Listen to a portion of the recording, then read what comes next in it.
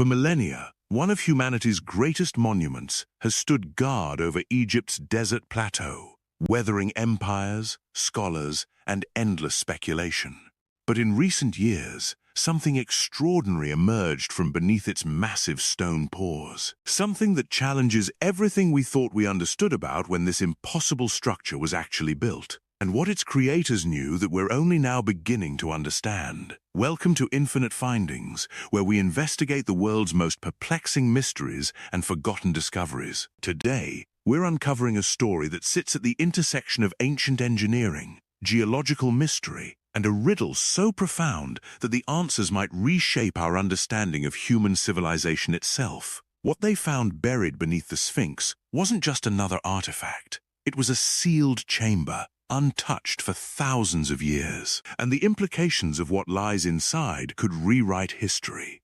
The discovery happened quietly, without fanfare. Researchers positioned themselves around the massive stone monument with instruments that could see through solid rock, ground-penetrating radar, technology designed to peer beneath the surface without disturbing a single grain of sand. It's the kind of equipment that has revolutionized modern archaeology over the last 2 decades, revealing secrets that traditional excavation could never safely access. The team ran through their routine, set up the sensors, calibrate the readings, run the scan. It should have been like every other survey, methodical, detailed, ultimately unremarkable. But then one of their machines returned something unexpected. A signature that didn't match solid limestone. An echo that suggested empty space where there should have been only stone. They reset the equipment, checked their calibration, ran the sequence again. The same result appeared on every scan. What they were staring at on their screens was impossible, or at least it should have been. Buried 15 feet beneath the Sphinx's front paws was an enclosed space, a chamber, sealed, undocumented, waiting.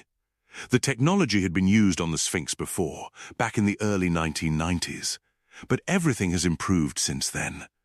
Modern scanners don't just detect anomalies, they map them with precision that earlier researchers could never achieve. When the team finally got a complete picture of what lay hidden beneath the monument, the data told an astonishing story.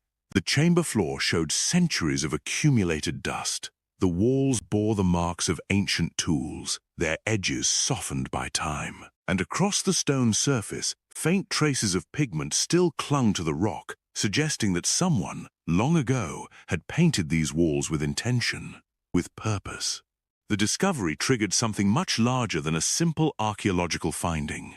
It opened a door to a mystery that has divided researchers for decades. A question that sits at the very heart of one of history's greatest enigmas. How old is the Great Sphinx, really?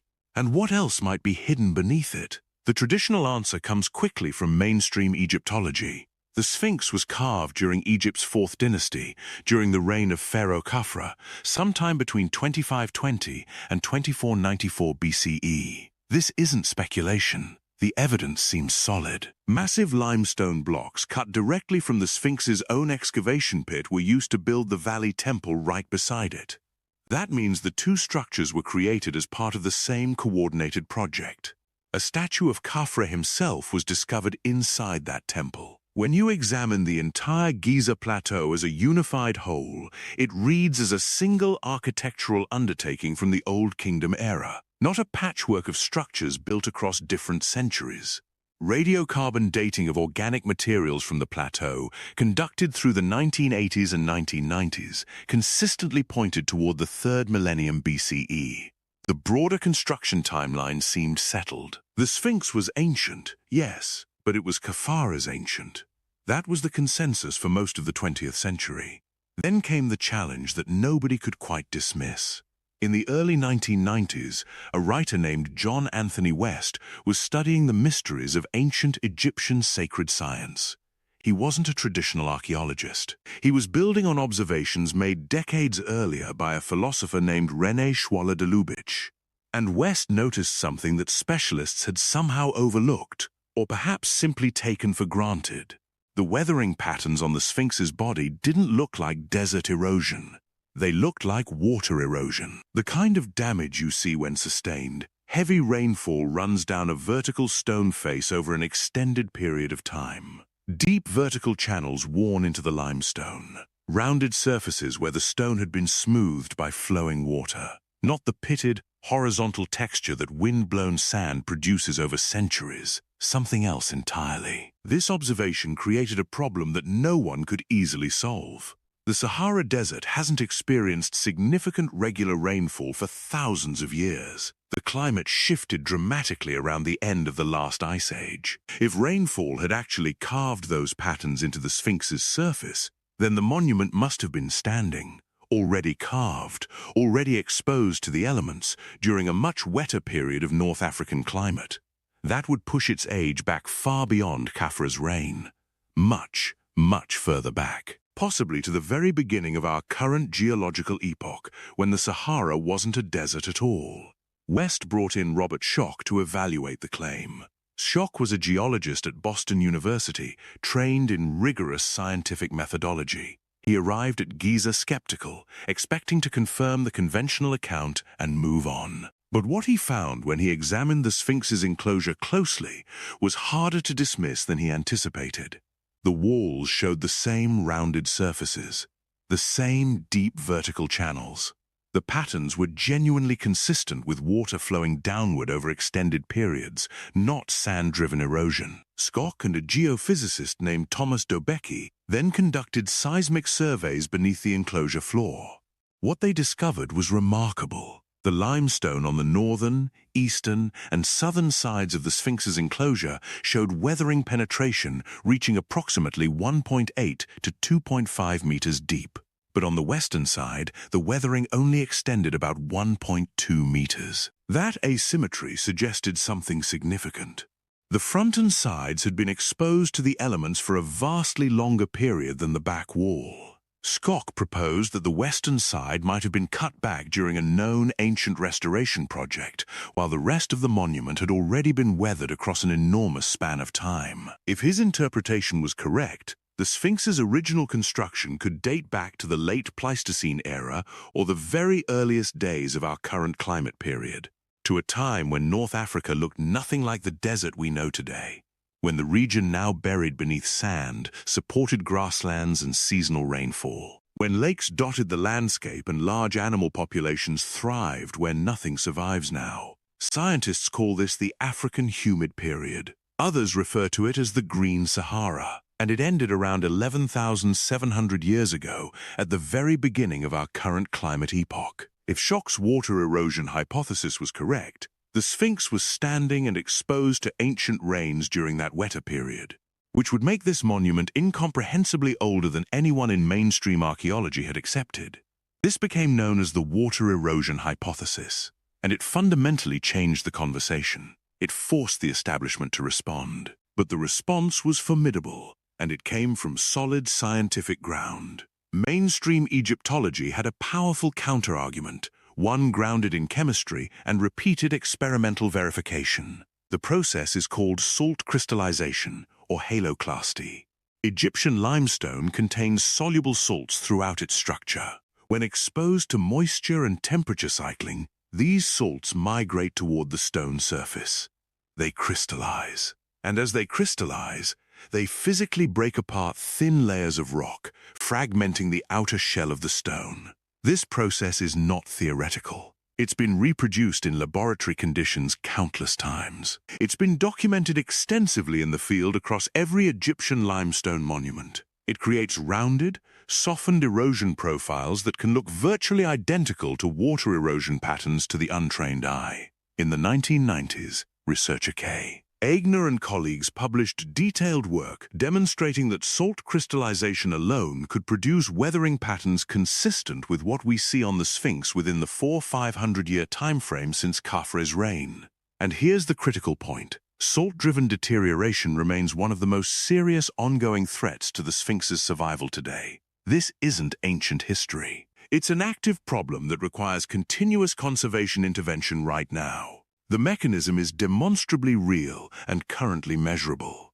There's another factor that complicates Schoch's water erosion theory. The Sphinx wasn't carved from a single, uniform block of limestone. It was cut from layered bedrock with dramatically different compositions. The lower layers, from which the body was fashioned, are considerably softer and more porous than the upper limestone that forms the head.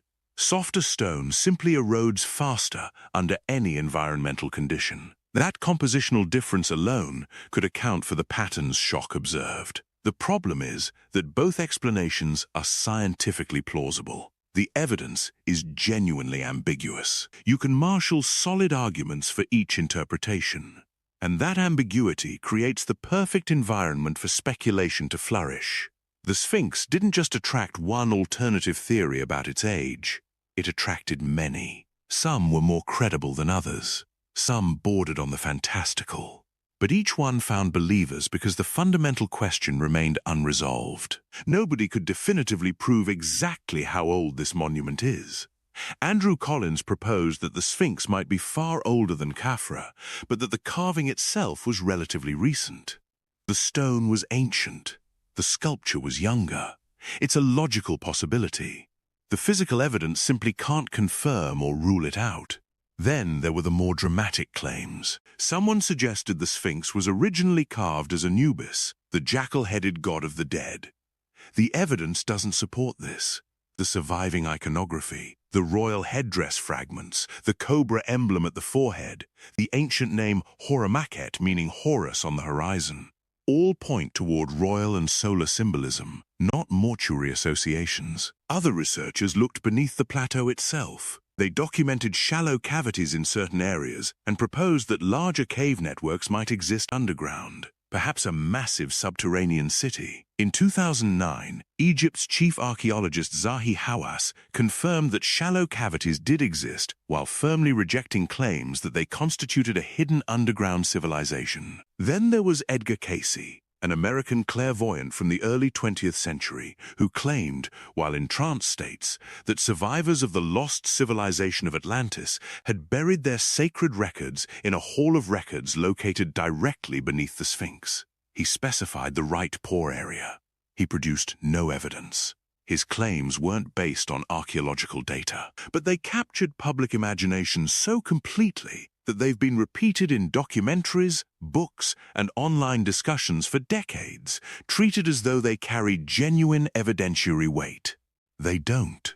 But Cayce's story reveals something profound about why the Sphinx attracts this particular brand of mythology in the first place. The monument genuinely does have gaps in its documented history. It genuinely does have unresolved questions about its age and origins. And it genuinely does have features that even rigorous researchers cannot yet fully explain. That real uncertainty creates space for speculation and imagination to fill the gaps. The problem emerges when myth and mystery crowd out the more careful work, when speculation becomes indistinguishable from evidence. The Sphinx's damaged face is where myths multiply fastest. The familiar story places the blame on Napoleon. His soldiers destroyed the nose with cannon fire during the French expedition of 1798. Except the story is almost certainly wrong. A Danish traveler named Frederick Louis Norden sketched the Sphinx in 1737. That's more than 60 years before Napoleon arrived. His drawings already showed the nose missing. The damage itself tells a different story. Chisel marks and 2 holes beneath the nostril reveal that rods were deliberately driven into the stone to pry the nose away. That pattern is completely inconsistent with cannonball impact. It points toward deliberate demolition using hand tools. The earliest written account comes from a 15th-century Arab historian named al-Makrizi. He recorded that a Sufi mystic called Muhammad Saim al-Dar mutilated the face in 1378 CE. The reason was that he saw locals making offerings to the Sphinx, which he considered idolatry. According to al-Makrizi, an angry crowd later lynched Saim al-Dar and buried him nearby. It's not courtroom-level proof, but it aligns with the physical evidence and remains the strongest available historical account. Most modern researchers accept it as the most likely explanation. In 2022, photographs supposedly showed the Sphinx with its eyes mysteriously closed, creating the unsettling impression that something had fundamentally changed. Egypt's Ministry of Antiquities quickly stated that the images were either digitally altered or the result of unusual camera angles capturing the monument in deceptive ways. Tourist photographs from the same period showed the Sphinx normally. The story evaporated within days, having reached millions of people online. But the beard tells a more archaeologically significant story. The Great Sphinx once possessed a ceremonial braided beard, a symbol of royal and divine status in ancient Egypt. A substantial fragment remains in the British Museum, catalogued as EA58. Based on stylistic analysis, it dates to the New Kingdom era, centuries after the Sphinx was originally carved during the Old Kingdom. Additional beard fragments were recovered during excavations in the 1810s by archaeologist Giovanni Battista Caviglia, including pieces discovered buried between the paws. That later dating strongly suggests the beard was added long after the initial construction. It was almost certainly installed during restoration work ordered by Thutmose IV, whose dream Stella, a stone tablet commemorating a vision he experienced, was placed directly between the paws to record his devotion to restoring the monument. The proportions of the Sphinx itself raise questions. Why is the head so disproportionately small compared to the body? Most Egyptian sphinxes have bodies roughly 3 head lengths long. The Giza Sphinx is closer to 5. It looks oddly imbalanced to modern eyes. Egyptologist Mark Lehner, whose surveys rank among the most detailed ever conducted on the monument, offers a practical explanation. A significant natural fissure runs through the bedrock beneath the Sphinx. Ancient builders had to extend the body forward to complete the rump and tail while avoiding this geological weakness. The unusual proportions may therefore reflect engineering constraints rather than evidence that the monument was originally designed completely differently. Could the head have been recarved at some point? It's possible. Some tool marks appear unusually sharp compared to the softer body. But the harder limestone of the head naturally resisted weathering far better than the porous limestone of the body, which makes it difficult to use tool sharpness alone as evidence of recarving. Possibility is not proof. The face itself retains evidence of vibrant decoration that vanished centuries ago. Conservators have identified clear traces of red pigment, particularly on the face, with evidence of additional colors scattered elsewhere across the monument. The ancient Egyptians would have seen an entirely different monument than what we see today, a brightly painted colossus catching the sun above the Nile Delta Valley. Combined with the divine beard, the royal headdress, the cobra emblem, and the enormous scale, the original visual impact must have been staggering, transformative, utterly unlike the weathered stone monument standing there in modern times. So what do we actually know? What can we honestly say about the Sphinx? The mainstream archaeological position connects the monument to Khafre and the 4th dynasty. The quarry evidence, the valley temple, the Khafre statue, and the integrated architectural design of the Giza Plateau all support this chronology. Radiocarbon results from the broader site are consistent with it. But Robert Schoch's water erosion hypothesis, supported by seismic depth asymmetry data he collected with Thomas Debunking, offers a genuine geological challenge that hasn't been definitively refuted or proven. It remains a serious alternative explanation grounded in physical evidence, even if mainstream science finds salt crystallization a more satisfying explanation. The Ukrainian theory pushing the age back 800,000 years lacks the supporting evidence required for serious scholarly consideration. Andrew Collins's proposal that the stone is ancient but the carving is younger represents a logical possibility that current physical evidence can neither confirm nor rule out. And now there is a sealed chamber, hidden beneath the Sphinx, waiting to be properly investigated. It could be original construction, built during the monument's initial carving. It could belong to restoration work during the New Kingdom era. It could date to any of the many subsequent repair phases we know occurred. Determining which requires careful investigation and analysis, not declaration or assumption. The Sphinx is far more than a statue. It's a layered archive of human ambition, natural forces, geological time, and historical contingency. Every restoration season added to it. Every burial changed it. Every storm cycle, every flood season, every conservation intervention left marks on its surface. Now there is an enclosed space that no one had formally documented before. An internal cavity beneath one of humanity's most famous monuments, waiting to reveal its purpose and age. Whatever this chamber turns out to contain, the Sphinx has been keeping this secret for an extraordinarily long time.